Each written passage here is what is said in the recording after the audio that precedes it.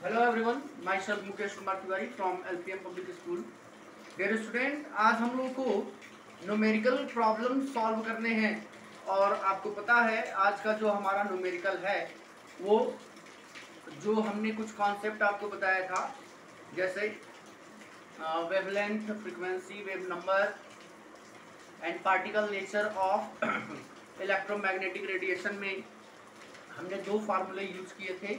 एक formula E is equal to H nu और दूसरा formula E is equal to S C upon lambda, और उसके बाद number of photons is equal to था power upon energy. तो आज हमारा कुछ क्वेश्चन है जो उसी टॉपिक पर है। तो क्वेश्चन हम पहले नोट करेंगे, उसके बाद वन बाय वन उसका आंसर नोट करेंगे। पहला नंबर क्वेश्चन दिया गया है, फर्स्ट पहला number, yellow light emitted from a sodium lamp, yellow light emitted from a sodium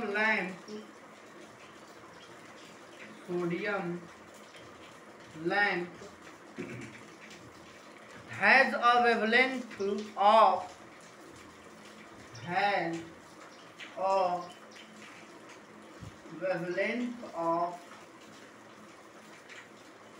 500 nanometre. आगे क्या दिया है, calculate the frequency and wave number of the yellow light. Calculate the frequency and yellow light, calculate the frequency and wave number of yellow light।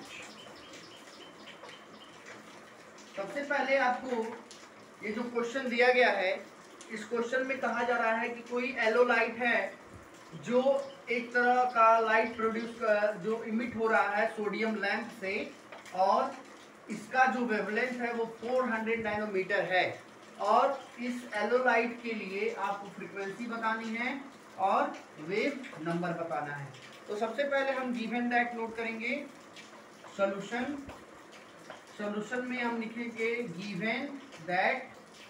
Question में आपको given क्या है, given है आपको वेवलेंथ यानी लेमडा की वैल्यू, और lambda आपका दिया गया है 500 नैनोमीटर।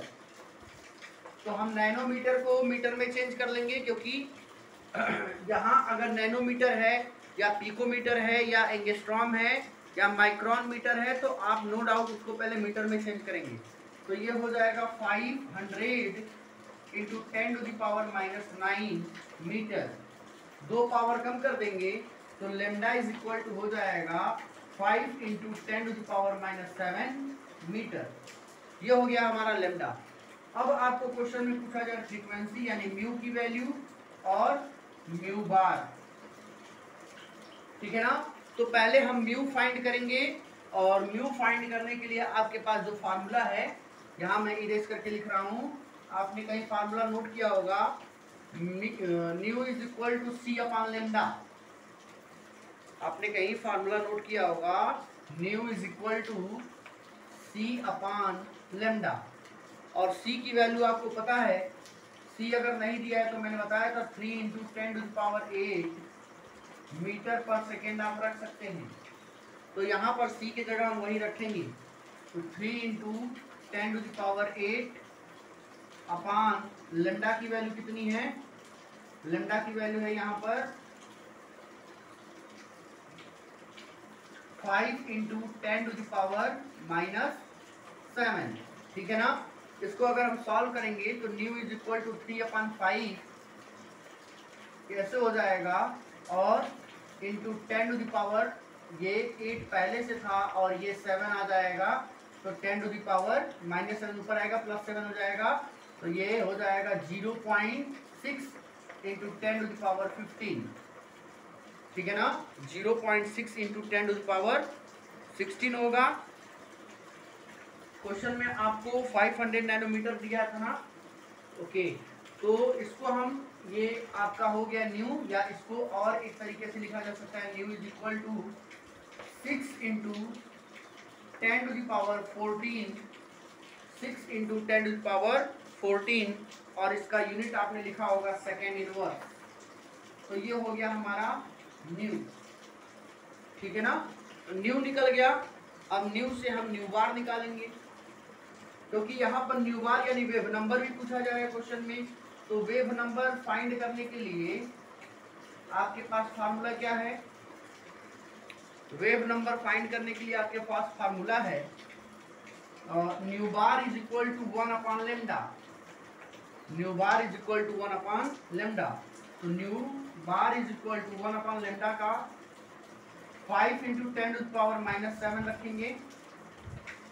अब इसको हम सॉल्व करेंगे तो 1 upon 5 into 10 to the power +7 हो जाएगा, या इसको आप लिख सकते हैं 0.2 इंटू 10 टू द पावर 7, या इसको ऐसे भी लिखा जा सकता है 2 into 10 to the power 6 metre inverse. इसका यूनिट हो जाएगा ये, ठीक है ना। यानी यहाँ से आपको न्यू बार मिल गया क्या?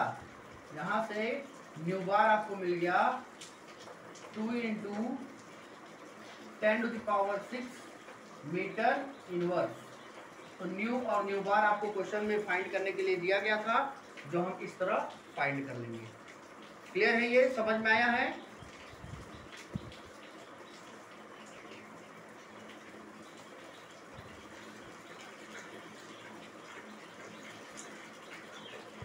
ओके, चलिए अब हम आगे बढ़ते हैं अगले क्वेश्चन की तरफ।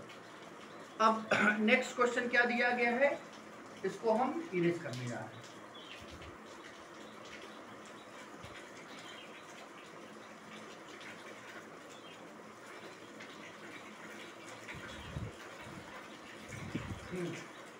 नेक्स्ट क्वेश्चन आपसे दिया गया है, calculate the energy of each of the following, sorry each of the photons. दूसरा है calculate the energy of each of the photon of each of the photon which, calculate the energy of each of the photon which. पहला number दिया है, क्या दिया इसमें? Which correspond to light of frequency, correspond light of frequency, correspond light of frequency. Frequency कितना दिया गया है? 3 into 10 to the power 15 hertz. 3 into 10 to the power 15 hertz. दूसरा बी नंबर दिया गया है, have wavelength of 0.50 angstrom. Have wavelength of 0.50 angstrom. यानी आपसे कहा यह जा रहा है कि जो फोटान है, इस फोटान की एनर्जी आपको फाइंड करना है कब? जब लाइट की फ्रीक्वेंसी इतनी हो और उसका वेवलेंथ इतना हो। तो इसके लिए एनर्जी को फाइंड करने के लिए आपके पास दो फार्मूले हैं, ठीक है ना। अब हम अल्टरनेट दोनों फार्मूले कहाँ यूज करेंगे, ये डिपेंड करता है क्वेश्चन कैसा पूछा गया है। एक फार्मूला एनर्जी को फाइंड करने के लिए E is equal to H nu, जो मैंने आपको बताया था कल, और दूसरा जो फार्मूला है वो है E is equal to SC upon lambda, ठीक है ना। तो पहले वाले क्वेश्चन के लिए आपके पास कौन सा फार्मूला यहाँ लगने वाला है?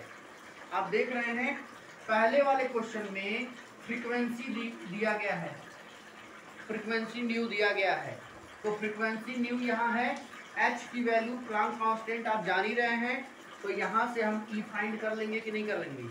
तो हम करेंगे क्या, इस वाले फार्मूले में हम E is equal to H की वैल्यू आपको मैंने बताया होगा, एच की value 6.626 into 6.626 into 10⁻⁻34 joule second, -34 joule second, ये हम रखेंगे।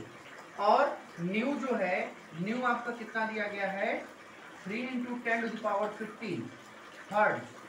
तो इस फार्मूले में ले जाके जब हम इसको पुट करेंगे तो हमारा आंसर आएगा, दोनों को हम कैलकुलेट कर लेंगे, देखिएगा ध्यान से। E is equal to 6.626 into 10⁻⁻34 into 3 into 10⁻15, ये है।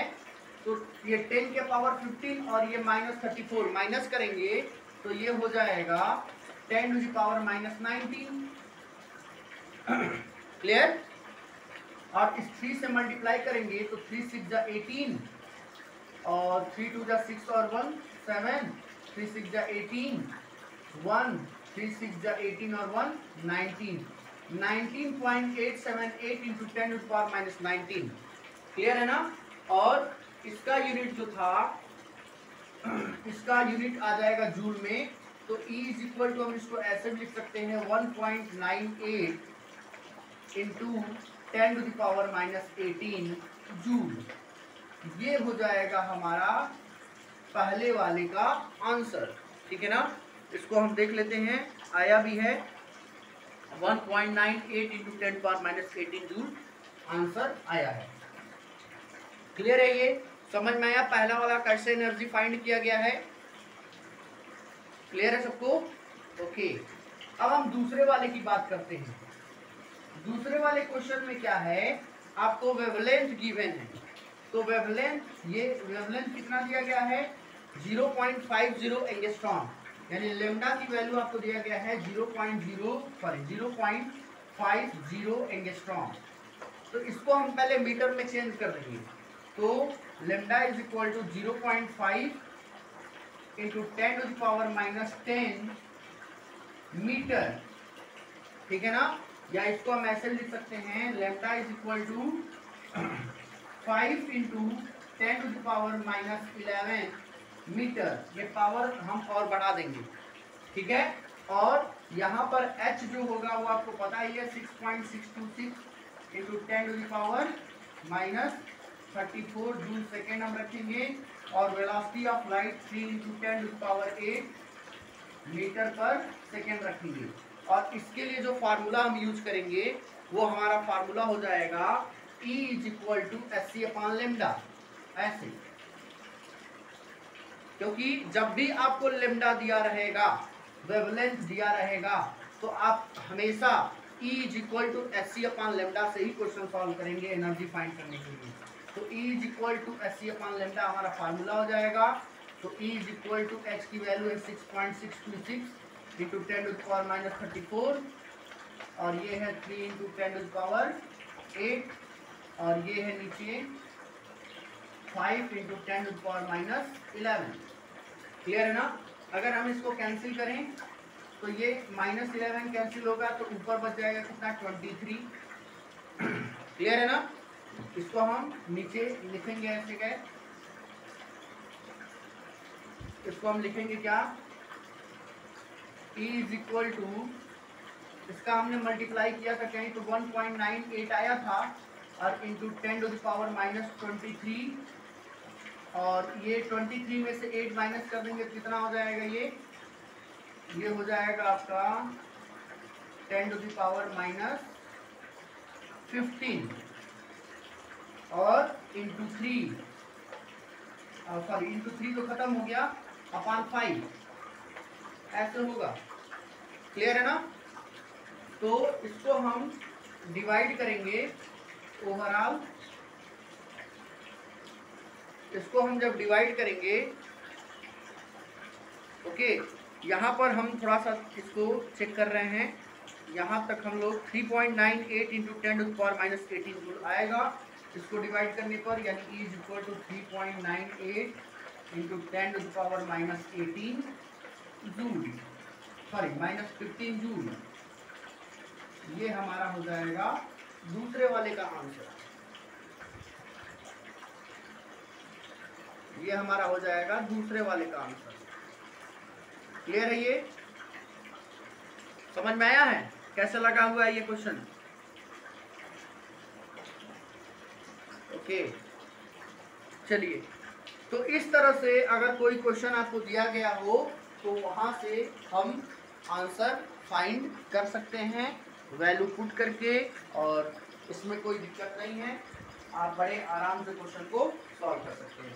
अब इसमें कुछ और भी क्वेश्चन दिए गए हैं जो मैं आपको प्रैक्टिस के तौर पे बताऊंगा, और इसको हम लोग फिर सॉल्व करेंगे। क्लियर?